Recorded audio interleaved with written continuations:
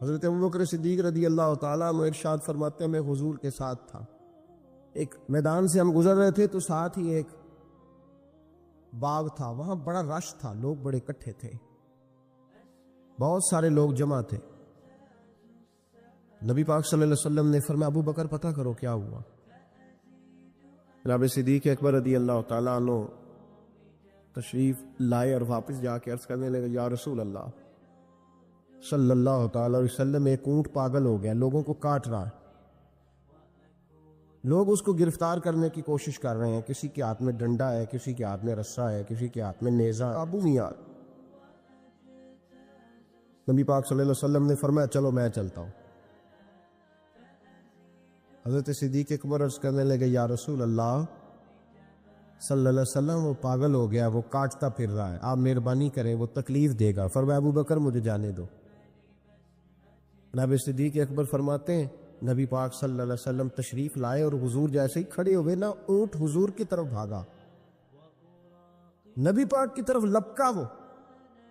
میں بھی ڈرنے لگا، جتنے لوگ تھے پریشان ہونے لگے، دوڑا آیا اونٹ، ہم سب پریشان تھے لیکن محبوب کے چہرے پر بڑا ہی اطمینان تھا۔ فرماتے اونٹ دوڑا آیا اور سیدھا آ کے اس نے حضور کے قدموں پہ سجدہ کیا، اور جناب صدیق اکبر فرماتے ہیں اس نے حضور کے کان میں کچھ کہا تو نبی پاک کی آنکھوں میں آنسو آ گئے۔ کس کے دکھ پر؟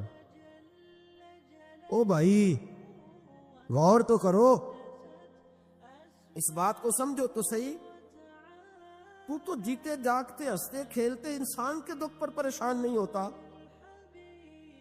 تو مسلمان پڑوسی ساتھ رہنے والا، پلنے والا، بسنے والا، اس کی جوانی لڑک پن بڑھاپا تو نے آنکھوں میں دیکھا، تجھے اس کے دکھ پر پریشانی نہیں ہوتی۔ ایک اونٹ کان میں بولا، اس کیفیت کو سمجھ تو صحیح یار، اس رنگ کو محسوس تو کرو مہربانی اہل زمین پر، خدا مہرباں ہوگا عرش بری پر، کہ کان میں کچھ کہا حضور رو پڑے۔ پھر محبوب نے فرمایا رسی لاؤ، مالک رسی لایا تو حضور نے اس کے ناک میں نکیل ڈالی، اس نے خاموشی سے ڈلوا لی۔ حضور نے اس کے ہاتھ میں دیا اور فرمایا تو کہتا ہے پاگل ہو گیا، وہ شکایت کر رہا ہے کہ حضور گرمی میں تپ جاتا ہوں پر پانی کا گھونٹ نہیں دیتا۔ یا رسول اللہ صلی اللہ علیہ وسلم کہ میری طاقت سے زیادہ مجھ پر بوجھ رکھتا ہے، محبوبہ میں تیرے سوا کس کو دکھ بتاؤں، کام زیادہ لیتا ہے، چارہ کم ڈالتا ہے۔ او بھائی، میرے محبوب پاک سید عالم صلی اللہ علیہ وسلم نے ہمیں جو مزاج عطا فرمایا وہ تو اس طرح کا ہے کہ جانور کو بھی دکھ ہو تو محبوب پاک کو تکلیف ہوتی ہے۔ صحابہ فرماتے ہیں کہ دو آدمی گھوڑے پہ بیٹھے تھے، غور کرنا میری بات پر، دو آدمی گھوڑے پہ بیٹھے، کدھر سے آ رہا ہے کدھر سے جا رہا ہے، رستے میں ملاقات ہوگی تو گھوڑوں پہ بیٹھے آپس میں باتیں کر رہے ہیں، شروع ہی کر دیتے گفتگو لوگ۔ ہمارے زمانے میں تو کوئی بندہ تھوڑا تگڑا ہو، وہ کار پہ آ رہا ہو اور ادھر سے ایک دوسرا چودھری کار پہ آ جائے تو ساری سڑک بھی بلاک ہو جائے تو کہنے نے کوئی آگ بجھا نیچے جا کے، تو نہیں پتا دو چودھری کھلوتے ہیں، انتظار کرو، ٹھہر جاؤ، تمہیں نہیں پتا کہ ہم شیخ صاحب ہیں، کل ہی تو کار نہیں خریدی اور تم کہتے ہو راستہ دے دو، یہ کیسے ہو سکتا ہے؟ اور میں نے بڑے بڑے عجیب لوگ آنکھوں سے دیکھے، بڑے عجیب لوگ شیشہ کھول کے گاڑی کا کہیں گے ٹھہر جا کو جلدی ہے، بھائی تو شارع عام پہ کھڑا ہے اور تجھے راستہ کھولنا تیری ذمہ داری کا حصہ ہے، لیکن وہ کہتا ہے کہ 4 فٹ میں آپ چڑھی ہے، تو کیسے کہتا ہے کہ راستہ؟ یہ جو خوبصورت مزاج قومیں ہوتی ہیں ان کا یہ رویہ نہیں ہوتا کہ جہاں طبیعت چاہے، جہاں جس طرح اس کا دل چاہے وہ کرے۔ تو خیال کریں کس چکر میں قوم پڑ گئی۔ اس کا مطلب یہ ہے کہ جس کو مرضی تکلیف دیتے پھرو۔ نبی کریم سید عالم صلی اللہ علیہ وسلم نے فرمایا اللہ نے میری برکت سے ساری زمین مسجد بنا دی ہے، جہاں نماز پڑھو گے اللہ قبول فرما لے گا، لیکن فرمایا رستوں میں نماز نہ پڑھنا، لوگوں نے گزرنا ہے، رستوں میں شارع عام پر نماز کی نیت باندھنے کی اجازت نہیں ہے۔ تو میرے عزیز بھائی غور فرمائے، دو آدمی، ایک ادھر سے گھوڑا لے کے آ رہا ہے، کدھر سے جا رہا ہے، دونوں جا رہے تھے، آپس میں دونوں نے بات چیت شروع، قریب سے نبی پاک صلی اللہ علیہ وسلم گزرے تو سرکار رکے، ان دونوں کو فرمایا نیچے اترو بھائی گھوڑوں سے. اتر آئے. 2 جملے محبوب نے، خیر الکلام ما قل و دل، 2 جملوں میں بات محبوب نے مکمل کر دی. فرمایا جانوروں کو سواریاں بنایا کرو، کرسیاں نہ بنایا کرو. سواریاں بنایا کرو، انہیں کرسیاں.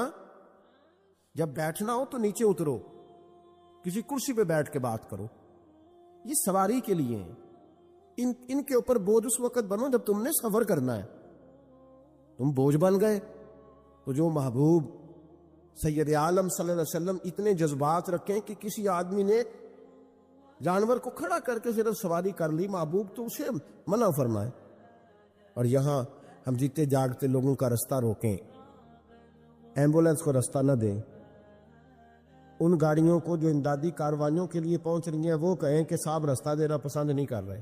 تو بھائی رحم اور کرم جن جذبات میں ہوتا ہے، جن سینوں میں ہوتا ہے، ان سینوں کو میرا رب محبوب رکھتا ہے، ان کو پسند کرتا ہے. امام غزالی رحمۃ اللہ تعالی علیہ طریقت میں، تصوف میں، منطق میں، فلسفے میں، حدیث میں، تفسیر میں، ہر جگہ امت کی رہنمائی کرنے والی شخصیت. امام غزالی رحمۃ اللہ علیہ وصال کر گئے. ایک آدمی آپ سے بڑی محبت کرتا تھا، وہ کہتا مجھے امام صاحب خواب میں ملے. تو میں نے کہا حضور انتقال کے بعد آپ پہ کیا گزری؟ تو فرمانے لگے میں نے اپنے رب کو بڑا ہی کریم پایا ہے، میں نے اپنے مالک کو بڑا ہی مہربان پایا ہے، وہ بڑا معاف کرنے والا ہے. تو فرمانے لگے میں نے عرض کی کہ حضور آپ نے دین کی نوکری بڑی کی، خدمت بڑی کی، کتابیں لکھی، درس تدریس واعظ نصیحت تبلیغ، بڑا کچھ کیا، اس سبب سے اللہ نے آپ کو معاف کیا. تو امام غزالی فرمانے لگے نہیں بھائی، سبب تو کوئی اور چیز بنی ہے. اب وہ کیا؟ تو امام صاحب فرمانے لگے میں ایک دن تحریر لکھ رہا تھا تو اپنا قلم میں نے سیاہی میں ڈبویا. گرمی بڑی شدید تھی. جب اس قلم کو میں لکھنے کے لیے اٹھا رہا تھا نا تو ایک مکھی آ کے بیٹھ گئی اور وہ سیاہی چوسنے لگی. میرے دل میں خیال آیا بیچاری پیاسی ہے، چلو اچھے طریقے سے چوس لینا، اس کی گرمی تھوڑی ٹھنڈی ہو جائے تو میں دوبارہ سے سیاہی لگا لوں گا. فرماتے ہیں میں نے اسے وہ موقع دیا، اس نے اچھے طریقے سے اس سیاہی کو پی لیا، وہ تو اڑ گئی، بات ختم ہو گئی، میں بھول گیا، کبھی یاد ہی نہیں آیا. فرماتے ہیں جب میرا حساب ہونے لگا تو مالک کونین نے پوچھا غزالی وہ جو مکھی پہ رحم کیا تھا تو تیرا اس سے کیا لالچ تھا؟ کیا لالچ تھا؟ نہ تو اس کا کوئی ووٹ بینک تھا، نہ تیرے کام آ سکتی تھی، نہ وہ کوئی ڈیوٹی کر سکتی تھی، نہ تیرے کوئی وہ تیری تعریف کر سکتی. اس بے زبان سے کیا لالچ تھا؟ کیوں موقع دیا؟ تو امام غزالی فرمانے لگے مولا تیری مخلوق سمجھ کے، اللہ تیری مخلوق سمجھ کے. تو رب کریم نے فرمایا تو میری مخلوق پہ رحم کرے تو میں تیرے اوپر رحم نہ کروں؟ کھول دو جنت کے دروازے، میں نے غزالی کو بے حساب جنت عطا فرما دی. بھائی شرط یہ ہے کہ تو دیکھ تو صحیح، کبھی تو نے رحم کھایا؟ تو نے کبھی توجہ کی ہے؟ ہمارے دائیں بائیں اتنے زیادہ دکھ نہیں جتنے زیادہ ہم لوگ ہیں، اتنے دکھ نہیں جتنے ہم ہیں. اگر تھوڑا سا غور کر، آپ یقین کریں ہماری گفتگو ہماری ذات سے شروع ہوتی ہے اور ختم بھی ہماری ذات پر ہی ہوتی ہے. او بھائی تو صرف اپنے آپ کو سجانے سنوارنے، جو میرے ذہن میں آیا، اور یہ جو ہمارے تعلقات ہیں نا دنیا میں، یہ بھی ہم نے اپنی ذات کے لیے رکھے ہوئے. یہاں تو سلام اس سے لوگ لیتے ہیں جس سے کوئی کام پڑتا ہے، یہاں تو 2 4 5 رشتے اس لیے رکھے ہوئے ہیں کہ کبھی کوئی مصیبت آ گئی تو کام آئیں. کچھ تعلقات اس لیے تو غریب کو دوست بھی نہیں ملتا، اس لیے کہ اس سے کسی کو کام کیا پڑے گا. لوگوں نے شناسائی بھی ان لوگوں سے رکھی ہوئی ہے جن سے کچھ نہ کچھ ان کے ذاتی مفادات میں بسے. دل نرم ہوتا ہے نا، انسان کا دل نرم ہوتا ہے، تو وہ یہ نہ سمجھے کہ ایک آدمی کا دل نرم ہوا ہے، وہ سمجھے کہ پورے معاشرے پہ اللہ مہربان ہو گیا. دلوں کی نرمی معاشرے میں خوشبو پیدا کرتی ہے، دلوں کی نرمی گھر بساتی ہے، دلوں کی نرمی انسانوں کا انسانوں سے رشتہ مضبوط کرتی ہے. دلوں کی نرمی انسانوں کو انسانوں سے بھی جوڑتی ہے اور انسانوں کو ان کے رب سے بھی جوڑ دیتی ہے۔ دل جب نرم ہوتے ہیں تو پھر معاشرے کے اندر پیار پھیلتا ہے، محبت پھیلتی ہے، مساوات قائم ہوتا ہے، تعلقات مضبوط ہوتے ہیں۔ اس لیے دل، صحابہ کرام میں سے اگر کسی کا دل سخت ہوتا تھا تو وہ نبی پاک کی بارگاہ میں حاضر ہو کے دعا پوچھتا تھا۔ حضرت عائشہ صدیقہ نے کہا یا رسول اللہ صلی اللہ علیہ وسلم دل سخت ہو گیا، تو فرمایا یتیم کے سر پہ ہاتھ پھیرا کر، دل کو اللہ نرمی عطا فرما دے گا۔ ایک صحابی نے عرض کی حضور دل سخت ہو گیا، تو نبی پاک نے فرمایا موت کو یاد کیا کر، تیرا دل نرم ہو جائے۔ ایک نے کہا حضور میرا دل زنگ آلود ہو گیا، تو محبوب نے فرمایا قرآن پاک کی تلاوت کیا کر۔ دلوں کا زنگ اللہ تو یہ بہت بڑی بیماری ہے۔ اگر دل میں سختی آ جائے، انسان سخت گیر ہو جائے، لالچ کے رشتے قائم کرنے، تو بیمار ہو گئے۔ صحابہ اس کا علاج پوچھتے تھے، عرض کرتے تھے یا رسول اللہ اندر سختی آ گئی ہے، زنگ آلود ہو گیا مزاج، کوئی دعا تجویز کریں، تو محبوب دعا بتلایا کرتے۔ تو یاد رکھیں جب انسان انسانوں پہ رحم کرتا ہے، داتا گنج بخش علی حجویری رحمت اللہ علیہ کشف المعجوب کے اندر لکھتے ہیں، فرماتے ہیں ایک شخص تھا بنی اسرائیل میں، تو کسی پہاڑ کی چوٹی پر عبادت کرتا تھا۔ لوگ اس سے ملنے جاتے تھے، درویش لوگ جو ہوتے ہیں نا، ان کی بڑی بات ہوتی ہے۔ وہ نیک آدمی پہاڑ کی چوٹی پر عبادت کرتے تھے، بنی اسرائیل کے ولی تھے۔ لوگ ملنے جاتے تھے تو رستے میں ایک ڈھلان تھی، لوگ اوپر چڑھتے تو انہیں دقت ہوتی۔ ایک دن اس ولی کے دل میں خیال آیا یا اللہ تو اسے پیدا نہ کرتا تو کیا عرض تھا۔ رب کریم نے اس وقت کے نبی پیغمبر علیہ السلام کو وحی فرمائی کہ جب وہ آپ کے پاس آئے نا تو اسے کہہ دینا تو میری تخلیق پہ اعتراض کرتا ہے، اسے کہہ دینا کہ میں نے اس کا نام ولیوں کی صف سے کاٹ کر نافرمانوں کی صف میں لکھ دیا ہے۔ میری تخلیق پہ اعتراض کرتا ہے، میں نے جو بنایا حق اور سچ ہی بنایا ہے۔ وہ ملاقات ہوئی تو نبی علیہ السلام نے فرمایا بھئی رب فرماتا ہے تیرا نام کاٹ دیا ہے ولیوں کی صف سے اور نافرمانوں کی صف میں لکھا ہے۔ بندہ سجدے میں گر گیا، یا اللہ تیرا شکر ہے، یا اللہ تیرا شکر ہے۔ پیغمبر علیہ السلام فرمانے لگے تو بڑا بیوقوف ہے، مقام استغفار اور شکر ادا کر رہا ہے۔ کہنے لگا حضور آپ نے بات ہی بہت بڑی کر دی ہے، میرے رب نے میرا نام لیا ہے، میں کہا وہ کہا، اس نے کہا کہ نام کاٹا ہے، میرے رب نے۔ اللہ اکبر، میں تو سوچ بھی نہیں سکتا تھا کہ میرا ذکر اور وہاں ہوگا، اما میں تو اس کھاتے میں ہی نہیں تھا، اتنی بڑی جگہ میرا تذکرہ ہوا۔ اللہ اکبر۔ پھر وہ عرض کرنے لگے پیغمبر علیہ السلام سے، کہنے لگے ایک آپ نے پیغام دے دیا، اب آپ میرا بھی ایک پیغام رب کریم کے حضور ناز عرض کر دیجئے گا۔ فرمایا وہ کیا؟ کہا عرض کیجئے گا مالک سے کہ مولا مجھے تیری مخلوق سے بڑا پیار ہے۔ وہ جو میں نے ڈلان کی بات کی تو اس لیے کی تو دلوں کے حال جانتا ہے کہ لوگوں کو تکلیف ہوتی، مالک کی بارگاہ میں عرض کرنا کہ میرا وجود بہت بڑا کر دے۔ آپ نے کہا ہے نا نافرمانوں کی لسٹ میں چلا گیا ہوں، اب جہنم میں جلوں گا، تو عرض کرنا کہ میرا وجود بڑا کر دے۔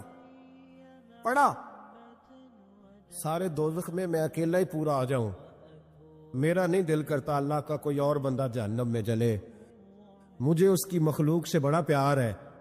جب یہ لفظ کہے تو پیغمبر وہیں کھڑے تھے، اللہ نے وہی فرمائی، اس سے کہو تو میری مخلوق سے پیار کرتا ہے تو میں تجھ سے پیار نہ کروں؟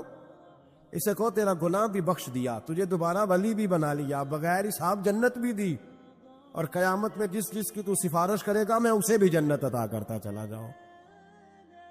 شرط یہ ہے کہ تو اللہ کے بندوں سے پیار کرے۔ خدا کے بندے تو ہیں ہزاروں، بنوں میں پھرتے ہیں مارے مارے، میں اس کا بندہ بنوں گا جس کو خدا کے بندوں سے پیار ہو، میں اس کا بندہ بنوں گا جس کو خدا کے بندوں سے پیار ہوگا۔ رحمت کا جذبہ، نرمی، کسی کی خیر خواہی، کسی کے حق میں یہ رویہ کہ میری ذات سے کسی کو نفع ہو جائے، کسی کا فائدہ ہو جائے، کسی آدمی کو کچھ مل جائے۔ مولا رومی ایک بڑی عجیب بات لکھ گئے مثنوی میں، فرمانے لگے بادشاہ بننا چاہتے ہو، مخلوق کے رہنما، مقتدا، لیڈر، سربراہ بننا چاہتے ہو؟ آپ کے سامنے بیٹھے لوگوں نے کہا حضور ہر بندہ ہی چاہتا ہے، تو فرمایا پھر مخلوق کے خدا سے پیار کرنا شروع کر دو۔ مخلوق کا بادشاہ وہ نہیں ہوتا جو دھوکہ دے کے ان کا لیڈر بن جاتا ہے، اس کے دھوکے تو کچھ دنوں میں کھل جاتے ہیں، سامنے آ جاتے ہیں۔ جو آدمی ڈنڈے کے زور پر بادشاہ بنتا ہے اس کی بادشاہی جسموں پر ہوتی ہے، روحوں پر نہیں ہوتی۔ فرمایا تم مخلوق سے پیار کرنا شروع کر دو، اللہ کی مخلوق تمہیں اپنا رہنما کہنا شروع کر دے گی۔ لیکن محبت کرو گے تو سربراہ بنو گے، پیار کرنے سے بنو گے، لوگوں کے ساتھ اچھا رویہ رکھنے سے، با اخلاق ہونے سے بنو گے۔ سیاست کے ساتھ بنو گے تو کچھ دیر کا ہمارا معاملہ ہوگا، پھر وہ سمٹ جائے گا، ختم ہو جائے گا۔ عزیزو یاد رکھیں، محمود غزنوی رحمت اللہ تعالی علیہ سے کسی نے کہا تھا کہ آپ شروع سے ہی رئیس اعظم ہیں؟ فرمانے لگے نہیں، میرے والد اللہ کی مخلوق پہ رحمت کرتے تھے تو اللہ نے انہیں بادشاہی عطا فرما دی۔ محمود غزنوی خود کہتے ہیں کہ وہ لوگوں پہ میرے والد رحم کرتے تھے تو رب نے مخلوق پر رحم کرنے کی برکت سے انہیں بادشاہی عطا فرما دی۔ محمود غزنوی کے والد جو تھے سبکتگین ان کا نام تھا، تو شکار کے بڑے شوقین تھے، شکار کرنے کے لیے جنگل میں جایا کرتے تھے، کچھ بیچا کرتے تھے، کچھ کھا لیا کرتے تھے۔ کہتے ایک دن میں صبح گیا، شام تک میں نے شکار ڈھونڈا پر مجھے کوئی چیز نہ ملی۔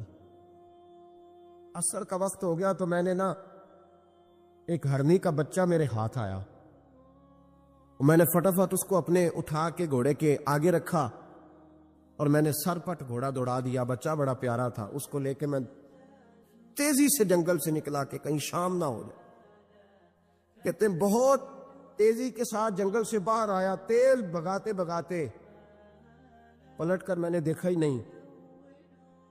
جب سارا جنگل گزر گیا، آبادی آئی، ذرا سستانے کے لیے میں رکا، میں نے پلٹ کے دیکھا تو وہ ہرنی جس کا میں بچہ اٹھا کے لایا تھا وہ بھی میرے پیچھے پیچھے بھاگی آ رہی۔ کہتے میں نے پلٹ کر اس کی طرف دیکھا تو اس جانور کی آنکھوں میں عجیب سی میرے حق میں عجیب سی گزارش تھی، گویا ماں منت کر رہی تھی کہ میرا بیٹا واپس کر دے۔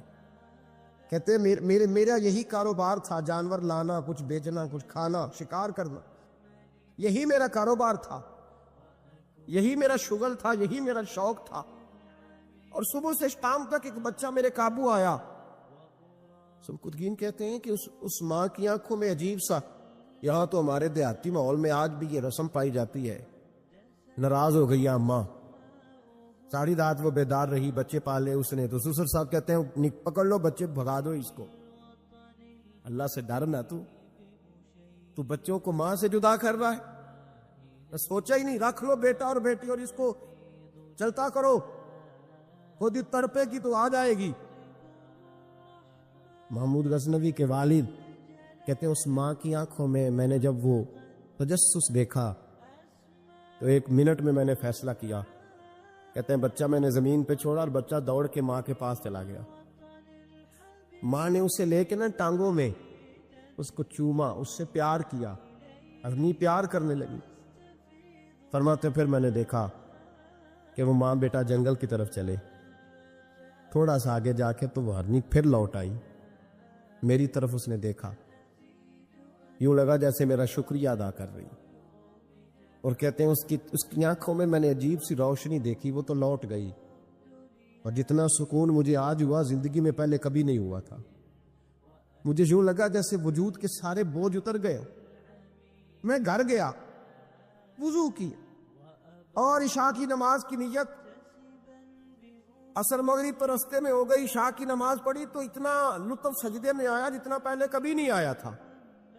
کہتے اسی وضو میں، عشاء کے وضو میں سو گیا، میری آنکھ لگی تھی کہ مجھے مدینے والے رسول کا دیدار نصیب ہو گیا۔ محبوب پاک علیہ السلام میری خواب میں آئے اور حضور نے فرمایا تو نے آج اللہ کی مخلوق پہ رحم کیا ہے تو رب نے تجھے اپنی مخلوق کا سربراہ بنانے کا فیصلہ فرما لیا ہے، اب بادشاہیاں تیرے ہاتھ میں آئیں گی، اب تو بادشاہ بنے گا اور اللہ کی مخلوق کو آگے لے کر کے چلے گا، ان کی رہنمائی اور پیشوائی تو کرے گا۔ تو بھائی وہ حضرت حافظ سعدی رحمت اللہ علیہ نے ایک مقام پہ فرمایا کرنے لگے، میں نے 20-22 سال کے بوڑھے بھی دیکھے اور میں نے 80-90 سال کے نوجوان بھی دیکھے۔ حضور یہ کیا بات ہوئی؟ فرمانے لگے عمریں بڑی زیادہ ہو گئی ہیں لیکن اپنے مزاج کے لحاظ سے وزادار بچپنا ہے طبیعت، ابھی بھی عادات ایسی ہیں کہ جن میں غور کرنے کی ضرورت۔ اور فرماتے ہیں کچھ لوگ ایسے ہیں کہ عمریں تھوڑی ہیں لیکن انہوں نے اپنے آپ کو سمیٹ لیا ہے، بعض چیزوں پر اپنے اوپر پابندی کر لی ہے، بعض چیزوں کا لحاظ کرتے ہیں، کچھ معاملات سے بڑی ہمت کر کے بچتے ہیں، پھر انہوں نے نتیجہ نکالا، کہنے لگے میں اس نتیجے پہ پہنچا ہوں کہ بزرگی عمر کے ساتھ نہیں ہوتی، علم اور حلم کے ساتھ ہوتی ہے۔ حضرت غوث اعظم رضی اللہ تعالیٰ عنہ 2000 دینار کا جوڑا پہن کے جمعے کا خطبہ دیتے تھے، 2000 دینار کا جوڑا۔ تو آپ کی اہلیہ نے ایک دن کہا کہ حضرت کئی دفعہ ایسے ہوتا ہے کہ صبح کا کھانا گھر میں ہوتا ہے اور شام کا نہیں ہوتا، لیکن آپ جب منبر کی طرف بڑھتے ہیں تو آپ کا لباس اتنا شاہانہ ہوتا ہے کہ لوگ سمجھتے ہیں پتہ نہیں ہم کتنے کو مالدار ہیں۔ تو حضرت فرمانے لگے یہی تو میں چاہتا ہوں، میں نہیں چاہتا کہ میں پھٹے کپڑے پہن کے رکھوں اور لوگ جاتی دفعہ میرے ہاتھوں میں نذرانہ تھما کے جائیں کہ یہ رکھ لیں، لباس لے لیجئے گا۔ فرمایا اس طرح کا لباس پہنیں گے، اس طرح کی وزاداری اختیار کریں گے کہ جدھر جدھر سے گزریں گے لوگ سمجھیں گے کہ اللہ نے دینداروں کو بڑا بے نیاز بنایا ہوا ہے۔ ہم اپنی وزاداری کے اندر کیوں کوئی کمزوری لائیں؟ مزاج کے اندر آپ یقین کریں حضرت سعدی شیرازی قرضہ پکڑ کے مہمان نوازی کرتے، قرضے پکڑ پکڑ کے لوگوں کو کھانا کھلانا، اس لیے کہ وزاداری قائم رہے اور کسی جگہ کسی کمزوری کا اظہار نہیں کرنا تاکہ کسی کو پتہ نہ چل جائے، کوئی یہ نہ سمجھے کہ دین کے نام پہ آئے ہیں تو بار بار یہاں سے سوال ہو رہا ہے۔ تو یہ حیا ہے، یہ خوبصورتی ہے، یہ مزاج کا حسن ہے۔ رسول رحمت صلی اللہ تعالی علیہ وآلہ وسلم نے ہمیں ایک اور حیا کرنے کا بھی کہا ہے، اس پر بھی حضور نے ہماری توجہ دلائی۔ وہ حیا کیا ہے؟ وہ ہے اپنے رب سے حیا کرنا، اپنے مالک سے حیا کرنا۔ جب ہم لوگوں کے بیچ ہوتے ہیں تو لوگوں سے حیا کرتے ہیں۔ حضرت عثمان غنی رضی اللہ تعالیٰ عنہ غسل خانے کی 4 دیواری کے اندر بھی غسل کرتے تھے تو تہمت باندھ کے۔ تو گھر والوں نے یہ کسی نے پوچھا کہ حضور غسل خانہ چاروں جانب سے بند ہے اور اس کے اوپر چھت ہے اور آپ اس میں غسل کر رہے ہیں تو پھر بھی آپ تہمت کے ساتھ، اور بڑا سمٹ کے اور بڑا کونے میں بیٹھ کے۔ تو آپ فرمانے لگے جب لوگوں کے بیچ ہوتا ہوں تو لوگوں سے حیا کرتا ہوں، جب تنہا ہوتا ہوں تو رب سے حیا کرتا ہوں۔ حضرت امام اعظم ابو حنیفہ گھر کی 4 دیواری میں بھی ننگے سر نہیں بیٹھتے تھے، ٹانگیں پھیلا کے نہیں بیٹھتے، فرماتے تھے سوتے وقت یہ کام کروں گا، میں گھر میں بھی وہ لہجہ اختیار نہیں کرنا چاہتا، اس لیے کہ میں اس رب کا ماننے والا ہوں جو حی و قیوم، جو ہر جگہ دیکھتا ہے، رب سے بھی حیا۔ اور آپ کو پتہ ہے ہمارے صوفیاء نے فرمایا ہے کہ سب سے زیادہ اللہ سے وہ بندہ حیا کرتا ہے جو اپنی خیالات پر کنٹرول کرتا ہے، اپنے جذبات پر کنٹرول کرتا ہے، جو وسوسوں کو نہیں آنے دیتا، جو اپنی طبیعت میں کوشش کرتا ہے کہ اچھے خیالات ہی رہیں، وسوسے آئیں تو جھٹک دیے جائے، اس لیے کہ وہ نبی پاک علیہ السلام کا جو فرمان موجود ہے نا کہ رب نہ تمہاری جیبیں دیکھتا ہے نہ صورتیں دیکھتا ہے، وہ جب دیکھتا ہے تمہارا دل دیکھتا ہے۔ تو وہ حیا کرتے ہیں کہ دل میں کوئی ایسا خیال آئے جو غلط ہو، برا ہو، گندا ہو، چونکہ مالک نے دیکھنا ہے، وہ اس لیے خانہ دل کو صاف رکھتے۔ لیکن نہ کوئی مہمان گھر میں آتا ہے تو لوگ فٹافٹ صفائی نہیں کرتے، چیزیں نہیں اٹھاتے کہ وہ کیا سوچے گا، یہ کتنے میلے کچیلے، وہ کہ مہمان نے دیکھنا ہے۔ وہ لوگ تو وہاں بھی وزادار تھے جہاں بات کرنے کی ضرورت ہے۔ نبی پاک علیہ السلام نے صحابہ سے پوچھا کہ وہ کون سا درخت ہے جس کی مثال مومن کی طرح ہے، تو حضرت عبداللہ ابن عمر فرماتے ہیں مجھے سوال کا جواب آتا تھا کہ وہ کھجور کا درخت ہے، لیکن چونکہ حضرت عمر بیٹھے تھے میرے والد، چونکہ حضرت صدیق اکبر بیٹھے تھے، چونکہ حضرت عثمان غنی بیٹھے تھے، چونکہ علم و حکمت کے تاجور مولا علی بیٹھے تھے، مجھے جواب آتا تھا، لیکن حضرت عبداللہ ابن عمر فرماتے ہیں حیا مانے تھی، حیا نے مجھے منع کیا کہ اتنے بزرگ بیٹھے ہوں اور تو جواب دیتا پھرے۔ ہمارے مفسرین کرام نے یہاں لکھا ہے کہ اساتذہ اور مشائخ کی موجودگی میں علم بتانا بھی منع ہے۔ آپ کے بڑے بیٹھے ہوں، آپ تقریر کرنے سے بھی لحاظ کریں، آپ وہاں کوئی مسئلہ نہیں بیان کریں۔ یہاں تو بڑے معاملات اور ہو جاتے ہیں، ہمیں اپنے بزرگوں کے سامنے ایک خاص وزاداری وہ بندے کو خوبصورت کرتی ہے۔ حضرت عباس حضور کے چچا ہیں، ان کے بیٹے جناب عبداللہ ابن عباس فرماتے ہیں میرے والد سے کسی نے پوچھا تھا آپ بڑے ہیں کہ نبی پاک؟ تو بڑی سادی سی بات ہے، چچا بڑا ہی ہوتا ہے عمر میں، آپ بڑے ہیں کہ نبی پاک؟ تو یہ وزاداری ہے، یہ کمال وزاداری ہے۔ یہ ان لوگوں کا طریقہ ہے جو بڑے رسیلے سجیلے، جو بڑے خوبصورت لوگ ہوتے ہیں، جن کے لہجوں سے لفظ نہیں شہد ٹپکتا ہے۔ حضرت عباس رضی اللہ تعالیٰ عنہ فرمانے لگے کیا کہا تم نے؟ میں بڑا ہوں کہ حضور؟ فرمانے لگے بڑے تو حضور ہی ہیں، پیدا پہلے میں ہوا تھا،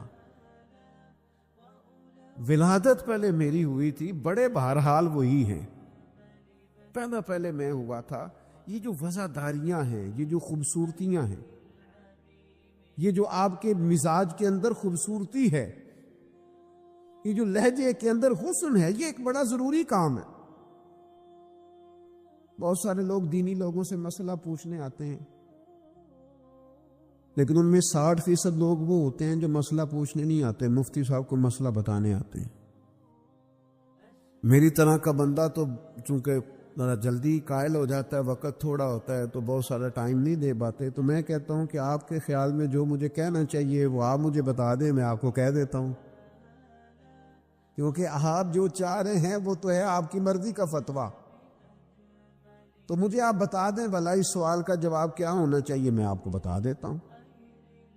لیکن اگر آپ مجھ سے پوچھنے آئے ہیں تو پھر آپ حوصلہ کریں، پھر دین جو بات کہتا ہے وہ مجھے بیان کرنے دیں، پھر مرضی کا فتویٰ حاصل نہ کریں، پھر ذرا رکیں۔ اور یہی حالت بہت سارے اللہ ماشاء اللہ شاگردوں کی ہوتی ہے۔ ان کا خیال ہوتا ہے استاد میری مرضی کے حساب سے تعلیم دے، مریدین کا خیال ہوتا ہے کہ شیخ اس طرح کر کے چلے۔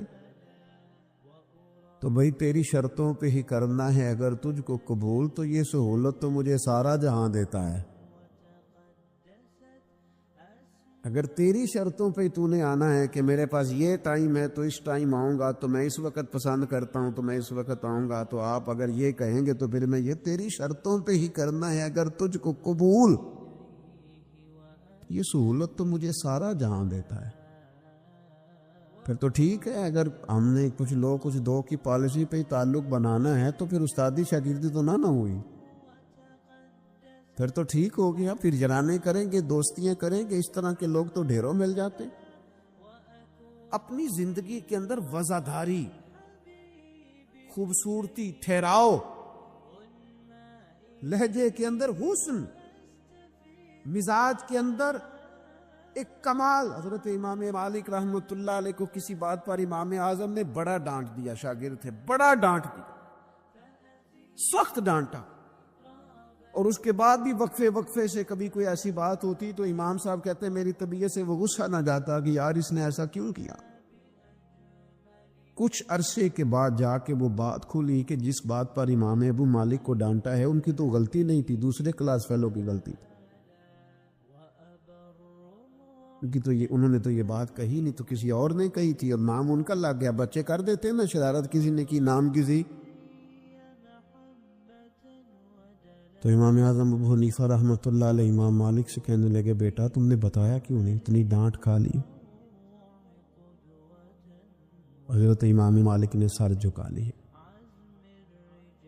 کہنے لگے حضور لوگوں کے جسموں پر لوگوں کا احسان ہوتا ہے، میری تو سانسوں پر بھی تیرا احسان ہے، میری سانسیں بھی تیری مقروض ہیں۔ یہ جو لوگ مالک کو جانتے ہیں یہ اس نسبت سے جانتے ہیں کہ یہ ابو حنیفہ کی گلی میں آتا جاتا ہے۔ سونیاں زندگی میں جتنا نام اور عروج پایا تیرے صدقے پایا، 4 جھڑکیاں نہ سہ سکتا تیرے نام پر، میں نے پسند نہیں کیا۔ اور پھر آپ نے پوچھا بھی تو نہیں نا کہ بتاؤ، آپ نے کہا ڈانٹ کھانی ہے تو دکھ قبول محمد بخشا بس راضی رہن پیارے، کوئی حرج نہیں۔ آپ نے کہا ڈانٹ کھانی ہے تو کھا لیتی، اس میں حرج والی کون سی بات؟ یہ خاص وزاداری، یہ خاص خوبصورتی۔ میں آپ سے عرض کروں، ہمارے گھروں میں جو بڑے بوڑھے ہوتے ہیں نا، وہ جب پڑھی لکھی بہو لے کے آتے ہیں نا تو اس کا مطلب یہ تھوڑی ہوتا ہے وہ بیچارے ہامتے کامتے رہیں گے، ڈرتے رہیں گے کہ جناب بہو بڑی پڑھی لکھی ہے یا داماد بہت پڑھا لکھا ہے تو کوئی ایسی بات نہ ہو جائے کہ وہ کہے او بابے کو تو پتہ ہی نہیں۔ پڑھا لکھا وہ بندہ ہوتا ہے جو دوسروں کے مزاج کی رعایت کرے، جو تھوڑا سا سمجھے کہ میری اس چیز کی وجہ سے کوئی شخص کسی کمزوری کا شکار تو نہیں ہو رہا۔ اگر آپ نے تربیت کی ہے تو پھر تربیت کا معنی تو یہ ہونا چاہیے کہ اسے ادب بھی کرنا ہے، پیار بھی کرنا ہے، گھر کے بزرگوں کے حق میں اس کے رویے میں نرمی بھی آئے۔ اور اگر آپ نے تربیت یہ کی ہے کہ امچما دیگرے نیز تمہاری طرح کا دوسرا کوئی نہیں، تو پھر یاد رکھو اگر تمہاری طرح کا دوسرا کوئی نہیں نا تو پھر تمہیں بھی کوئی ماننے کو تیار نہیں ہے۔ پھر جعلی روب اور ہوتا ہے اور دلوں میں محبت اور ہوتی ہے، پھر ان چیزوں میں فرق ہوتا ہے۔ اگر آپ تعلیم یافتہ ہیں تو آپ دوسروں کے مزاج کی رعایت کریں۔ آپ کو پھر حضرت مولا علی شیر خدا رضی اللہ تعالیٰ عنہ سے کسی آپ نے فرمایا ایک مقام پہ فرمایا ہر چیز کی زکوٰۃ ہوتی، عقل کی زکوٰۃ پتہ کیا ہے؟ حضور کیا فرمایا؟ عقل کی زکوٰۃ جاہلوں کے ساتھ گزارا کرنا ہے۔ تیری عقل کی زکوٰۃ نکلے گی، تجھے پتہ چلے گا کہ تو کس طرح گزارا کرتا ہے۔ اور اگر تو جاہل سے گزارے نہیں کر سکتا تو پھر اس کا مطلب یہ ہے کہ تو نے علم کو سمجھا۔ عزیز دوست آپ غور فرمائیں اور اس پر آپ توجہ رکھیں گے کہ وزاداری، لفظوں کا چناؤ، قرآن مجید نے کہا یا ایھا الذین آمنوا لا تقولوا رائنا وقولوا انظرنا۔ اے ایمان والو، تم نے جب میرے محبوب سے بات کرنی ہے تو رائنا نہیں کہنا، انظرنا کہنا ہے۔ یہ نہیں کہنا حضور سمجھ نہیں آئی رعایت کر دے، یہ کہنا یا رسول اللہ ایک نظر کرم کر دے، ذرا بات دوبارہ سمجھا دیں۔ آپ اچھے جملے تلاش کے، وزاداری کے ساتھ، ایک خاص حیا کے ساتھ۔ حضرت مولا علی شیر خدا فرماتے ہیں حضور سے مسئلہ پوچھنا تھا۔ مسئلہ پوچھنا بڑا ضروری کام ہے، اگر آپ مسئلہ دریافت نہیں کرتے تو بڑا عرصہ تک ماحول اس طرح کا رہ جاتا ہے کہ جس سے آپ جہالت میں ہی وہ کام کرتے رہتے ہیں۔ مسئلہ پوچھیں گے تو بات بہتر ہوگی، آپ بات پوچھ لیں گے، بات کلیئر ہو جائے گی، آپ پھر صاف ستھرے معاملے کے ساتھ عمل کر سکیں گے۔ تو حضرت مولا علی کہتے ہیں حضور سے مسئلہ پوچھنا تھا، سوال کرنا بڑا ضروری ہے، خود حدیث پاک میں موجود ہے سوال کرنا آدھا علم ہے۔ لیکن حضرت علی کہتے ہیں نبی کریم سے مسئلہ پوچھنا تھا، میں نے مہینوں انتظار کیا، ہفتوں انتظار کرتا میں۔ میرا خیال تھا کہ میں سوال کی تکلیف بھی نہ دوں، کوئی اور آ جائے آ کے حضور سے مسئلہ پوچھ لے۔ حیا مانی تھی میں داماد ہوں حضور کا رشتے میں۔ کچھ ایسی باتیں ہیں جو حیا کے مانند میں سوال نہ کرتا، میرا دل ہوتا کوئی اور پوچھ لے، وہ پوچھے گا حضور بتائیں گے، ساتھ میرا مسئلہ بھی حل ہو جائے گا۔ لیکن یہاں لوگ بے باکی کو اور بے حیائی کو کہتے ہیں جی او ہو میں پرواہ نہیں کرتا۔ تو یہ تو بھائی آپ نہیں پرواہ کرتے تو آپ کی مرضی ہے. اور ہمارے زمانے میں ویسے بھی جو زیادہ بدتمیز ہوتا ہے اس کا عروج بھی زیادہ ہوتا ہے. بدتمیزوں سے لوگ ڈرتے ہیں. بدتمیز جو ہوا لوگ اس سے ڈرتے ہیں, کہتے ہیں کوئی ایسی بدتمیزی کر دے گا کہ بعد میں دقت ہوگی. وہ شریف آدمی اس سے جھجک رہا ہوتا ہے, وہ سمجھ رہا ہوتا ہے میں بڑی شے ہوں. تو کچھ بھی نہیں ہے بھائی, تو بدتمیز ہے. اور کچھ لوگ گاند سے اس لیے بچتے ہیں کہ اس میں روڑا پھینکا تو چیٹے پڑیں گے, پھر کپڑے بدلنے پڑیں گے, نہانا پڑے گا, اس لیے لوگ بچ کے گزرتے ہیں. تیرا خیال ہے کہ تجھ سے بڑا لوگ ڈرتے ہیں؟ تو اپنی زندگی میں وزاداری, شرم و حیا, اللہ کریم ہم سب کے دلوں میں اطمینان اور سکون عطا فرمائے.